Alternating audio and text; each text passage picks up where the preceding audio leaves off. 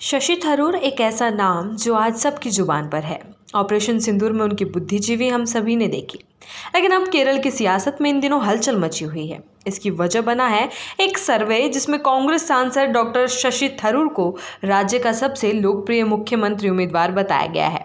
थरूर ने खुद इस सर्वे को सोशल मीडिया प्लेटफॉर्म एक्स पर साझा करते हुए हाथ जोड़ने वाला इमोजी भी पोस्ट किया। उन्होंने कुछ नहीं कहा, लेकिन इशारों इशारों में अपने मुख्यमंत्री बनने की इच्छा जाहिर कर दी। इसके बाद पार्टी के भीतर ही घमासान मच गया। कांग्रेस के वरिष्ठ नेता के मुरलीधरन ने थरूर पर करारा हमला बोला और कहा कि शशि थरूर को पहले ये तय करना चाहिए कि वे किस पार्टी में हैं। मुरलीधरन ने थरूर की पोस्ट पर प्रतिक्रिया व्यक्त करते हुए मीडिया से कहा, सर्वे में भले ही कोई और आगे चल रहा हो, लेकिन अगर 2026 में यूडीएफ सत्ता में आती है तो मुख्यमंत्री यूडीएफ से ही होगा। हमारा लक्ष्य चुनाव जीतना है, ना कि ऐसे अनावश्यक विवादों में पड़ना। उन्होंने आगे कहा कि कांग्रेस की केरल इकाई में कई वरिष्ठ नेता हैं और पार्टी में मुख्यमंत्री तय करने की प्रक्रिया स्पष्ट है। कोई भी सर्वे ये तय नहीं कर सकता कि अगला मुख्यमंत्री कौन होगा। पार्टी के पास इसके लिए स्पष्ट दिशा निर्देश और प्रक्रिया है। दरअसल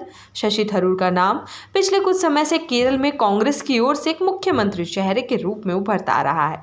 खास तौर पर शहरी वर्ग, युवा और पढ़े लिखे तबके में उनकी लोकप्रियता काफी मजबूत मानी जाती है।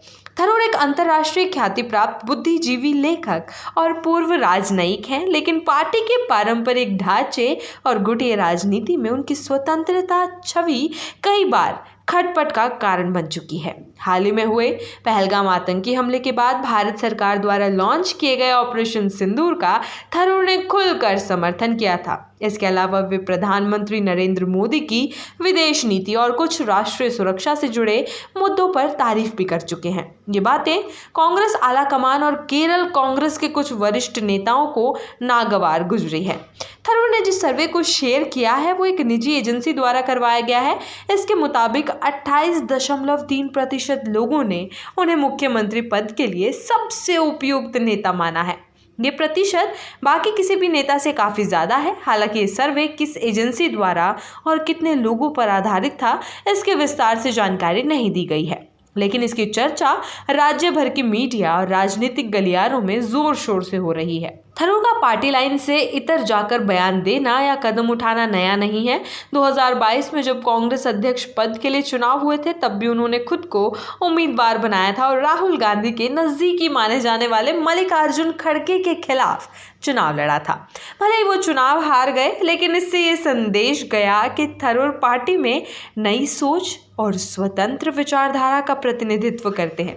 केरल कांग्रेस लंबे समय से गुटिया राजनीति का शिकार रही है। एक और थरूर जैसे नेता हैं जो नई राजनीति की बात करते हैं, तो दूसरी ओर पारंपरिक गुट है जो सालों से पार्टी पर प्रभाव बनाए हुए हैं। के मुरलीधरन जैसे वरिष्ठ नेता इन्हीं पुराने ढांचों का प्रतिनिधित्व करते हैं। ऐसे में थरूर की लोकप्रियता और स्वतंत्र छवि पार्टी के भीतर असहजता पैदा कर रही है। केरल में अगले साल यानी 2026 में विधानसभा चुनाव होने हैं।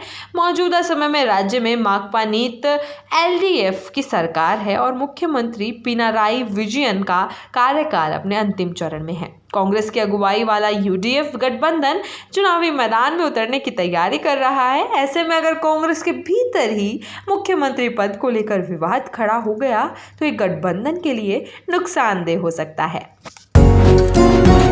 डॉक्टर ऑर्थो, अब दर्द भी घुटने टेकेगा।